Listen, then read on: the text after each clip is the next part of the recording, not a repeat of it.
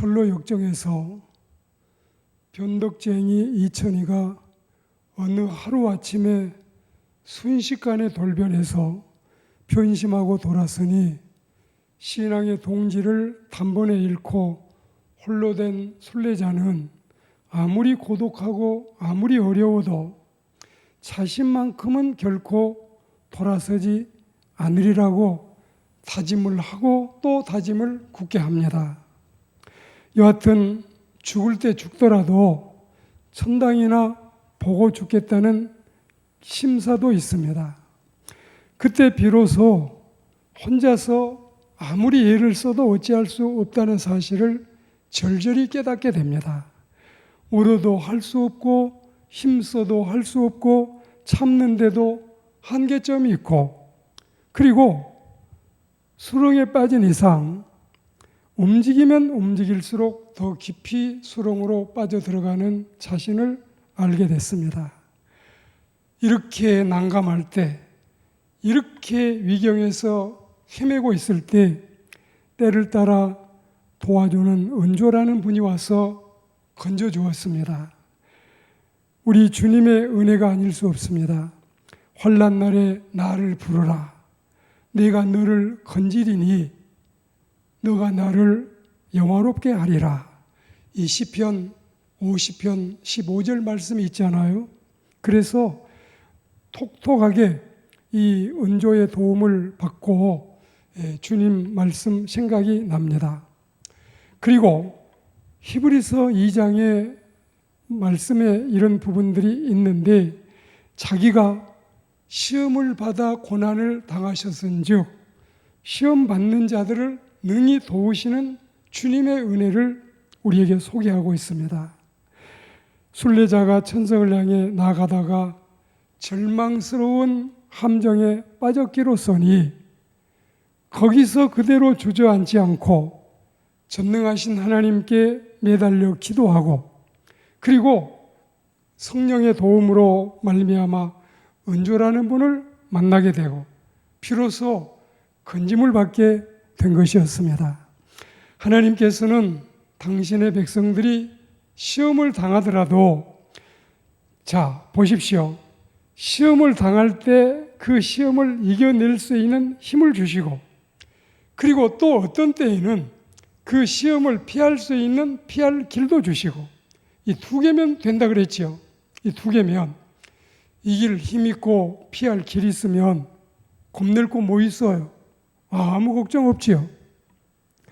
우리가 힘이 들고 낙심될 때 울다가 시험거리 무거운 짐 보따리 끌어다가 주 예수님 앞에 아뢰이면 근심에 쌓인 나를 돌아보사 넓으신 사랑을 베푸셔서 나를 불쌍히 여기셔서 긍휼히 여기셔서 나를 건져내시고 살려주시는 주님을 깊이 체험하는 우리들이 되어야 되겠습니다. 무거운 짐을 나 홀로 지고 견디다 못해 쓰러질 때 불쌍히 여겨 구해주실 분은 주 예수님 말고 주 예수님 밖에 주님 예수님 외에는 누가 있습니까? 이런 찬송이 있기 때문에 이런 권면성도 있다고 봅니다. 내 모든 짐을 다 맡기어라. 크든지 작든지 모든 짐을, 너 가는 길과 너 하는 일을 우리 주님께 맡기어라. 이렇게 우리는 참여하면서 즐거운 마음으로 확신을 가지고 주님께 맡겨드려야 되겠어요.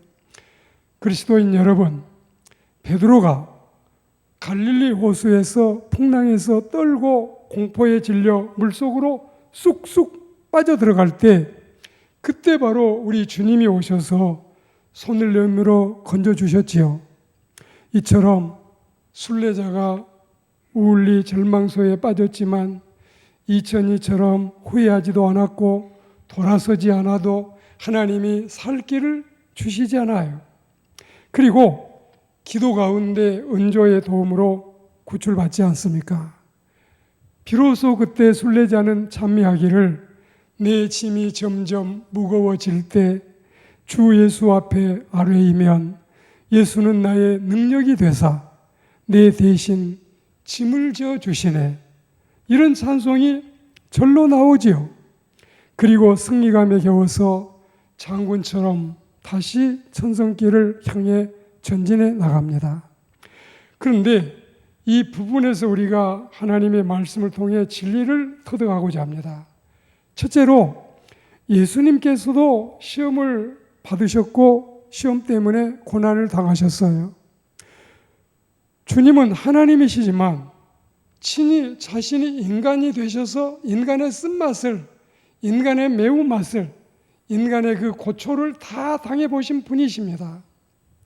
주님께서는 그래서 시험 받는 자의 심정을 아시고 체질을 아시고 그 어려움과 안타까움을 아시기 때문에 시험 받는 자들의 그 고통을 아시기 때문에 주님이 친히 시험을 당해 보셨기 때문에 그래서 시험 받는 자들을 도우신다는 히브리서 말씀입니다. 여러분 보십시오. 형님 시집살이 어떻디까? 동서 시집살이 당해보지 않았으면 말도 마소 동서간에 이런 심사라고 할까요? 주님 환난 안 당해보셨지요? 주님은 핍박이 뭔지도 모르시지요? 주님 시험 안 당해보셨지요? 우리 그리스도인들이 누가 이렇게 주님께 말할 사람이 있습니까? 주님이 시험을 당해보셨고 주님이 환난을 당해보셨고 주님이 핍박을 당해보셨기 때문에 주님 안 당해보셨지요? 주님 내 심정 모르시지요? 이런 말은 가당치도 않고 하면은 어울리지 않는 그런 푸념에 지나지 않습니다. 아마 이런 사람들은 신자 중에 있지 않을 터이지만 주님께서도 우리가 이런 겪는 시험을 다 알고 계시고 보고 계시고 듣고 계시기 때문에 체율의 주님, 인율의 주님, 그리고 긍휼의 심정을 가지고 주님이 우리를 대한다는 사실을 잊지 마십시오. 우리를 도와준다는 사실을 의심하지 마십시오. 그래서 우리가 울면서 안타깝게 기도하면 그 기도를 애절하게 들으시고 응답하시는 주님이 우리에게 계시지 않습니까? 멀리 계시지도 않고 가까이 계시고 내 옆에 계시고 내 안에 계시고 나의 모든 일거수일투족 언행심사를 다 주장하시는 주님이 계시니 무슨 걱정을 하십니까? 무슨 염려를 하십니까? 마음 편히 놓으시고 주님을 뚫어지게 바라보고 우리 주님을 바라보는 우리의 눈빛만 흐리지 않고 주님을 따라가는 우리의 발걸음만 실족하지 않다면 반드시 주님은 우리를 도우시고 우리 편이 되심을 확신합니다. 우리 마음에 사형 선고를 받아서 살 소망까지 끊어진 지경에 가도 우리 하나님은 우리를 건져내셔요. 그때 기분으로 친다면 포기하고 싶은 때가 어디 한두 번이겠어요? 그만두고 싶은 때가 한두 차례겠어요?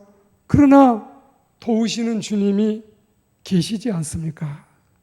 누가복음 18장, 고린도후서 1장, 시편 50편 이 말씀 속에 다 나와 있는 진리의 말씀을 여러분에게 소개하고 있지 않습니까? 극한 환난 중에라도 주님을 부르는 자는 능히 건짐받고 도움받고 보호받고 살림을 받을 줄로 믿습니다. 그리고 두 번째로 주님은 병 중에 신음하는 사람들도 고쳐주십니다. 어머니의 믿음으로 딸의 병을 고침받는 마태복음 15장의 진리의 말씀을 보십시오. 그리고 마가복음 9장에서는 귀신 들린 아이도 주님은 고쳐주시고 귀신을 쫓아내 주셨습니다. 마가복음 10장에서는 앞보지 못하는 장님도 눈을 뜨고 광명천지를 대낮같이 바라보게 되었습니다. 듣지도 못하고 말하지도 못하는 자를 주님이 고치시고 죽어서 무덤 속에 묻혀 있는 자들, 송장이 냄새가 풀풀 나서 썩어가는 자들도 주님이 다시 살려내셨습니다. 누가복음 8장과 누가복음 7장 그리고 요한복음 11장 이 세 군데 보시면 회당장 따님도 다시 살려주시고 나인성 과부의 아들도 살려내시고 베다니 읍성의 나사로 청년도 살아나지 않습니까? 이런 은혜가 우리에게도 있을 줄을 확신합니다. 우리는 속지 않았어요. 우리는 주님을 믿습니다. 사람은 우리를 속여도 하나님은 우리를 속이지 않습니다. 천지가 변해도 동서남북이 변해도 교과서가 변해도 주님의 영원 불변하신 말씀은 1.1획도 변개치 않고 다 이루어지고 변하지 않으심을 믿습니다. 그리고 세 번째로 우리 주님은 우리가 기도하면 건져주십니다. 바울과 실라는 기도와 찬미로 풀려났습니다. 등허리에는 쟁기질을 하는 것 같았지만 그리고 온몸에 피투성이지만 주님께 찬미하고 기도함으로 우리를 또한 바울과 실라처럼 건지실 줄로 믿습니다. 울고 있는 형제여 왜 기도를 잊었는가? 울고 있는 형제여 왜 찬송을 잊었는가? 우리는 주님께 기도하고 찬송하면 한밤중에 살려내시는 하나님의 역사를 체험할 줄을 믿습니다. 그리고 베드로도 밤중에 천사가 와서 구출해 내지 않습니까? 그리고 요한은 가마솥에서도 건짐을 바꿔서 살아나서 밤매섬에 유배되어 거기서 신천신지를 바라보는 놀라운 하나님의 은혜를 체험하지 않습니까? 그리고 다니엘은 사자굴에서도 머리털 하나 상하지 않고 까딱없었습니다.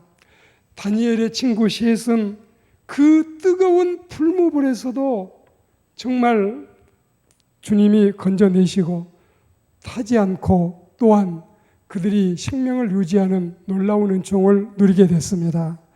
성도라고 해서 시험이 없는 것은 아닙니다. 시험은 신임이라는 원어의 뜻이 있어서 통과하면 인정받는다는 신비로운 비밀이 담겨 있습니다. 시험은 알곡과 죽정이, 시험은 진짜와 가짜를 구별하는 테스트요 감별사 역할을 하는 것입니다. 시험은 하나님의 백성과 거짓 신앙을 구분하는 시금석이 되는 것이니 시험을 잘 이기면 주님의 도우심으로 능히 승리하도록 하나님이 역사하십니다. 신앙이 허약하고 신앙이 연약한 2000년은 넘어지거나 타락하고 말지만 신앙이 강한 자는 거뜬히 잘 통과해서 하늘에 계신 하나님께 할렐루야 양팔 벌려 영광을 돌릴 수가 있는 것입니다. 끊임없는 기도 생활, 성령님의 도우심, 이것이 우리를 가능케 하겠지요. 로마서 8장 31절 말씀에 만일 하나님이 우리를 위하시면 누가 우리를 대적하리요? 이렇게 말씀했지요. 하나님이 내 편이시면 누가 우리를 해하리요? 하나님이 우리와 함께 하시면 누가 우리를 못살게 굴고 누가 우리를 사지로 끌어가리요? 너는 두려워 말라. 내가 너를 구속하였고 내가 너를 지명하여 불렀나니 너는 내 것이라. 이 이사야 43장의 말씀이 우리에게 적용되는 진리의 말씀임을 의심하지 마십시오. 오늘 말씀을 맺으면서 이사야 41장 10절 말씀을 여러분 가슴에 새기세요. 두려워 말라. 내가 너와 함께 함이니라. 놀라지 말라. 나는 너의 하나님이 됨이니라. 내가 너를 굳세게 하리라. 참으로 너를 도와주리라. 참으로 나의 의로운 오른손으로 너를 붙들리라. 이 말씀도 분명히 하나님께서 우리에게 하신 신실하신 말씀이요, 나의 나된 것도 하나님의 은혜요, 환난 중에 도우시고 붙드시는 분도 하나님이시니 비록 나 가진 것 없고 지위 없어도 건강이 왕성치 못해도 넘치는 주의 은혜가 있으니 감사하며 기쁨으로 주님을 따라가고 천성길을 향한 우리의 걸음이 실족하지 않기를 주의 이름으로 축복합니다.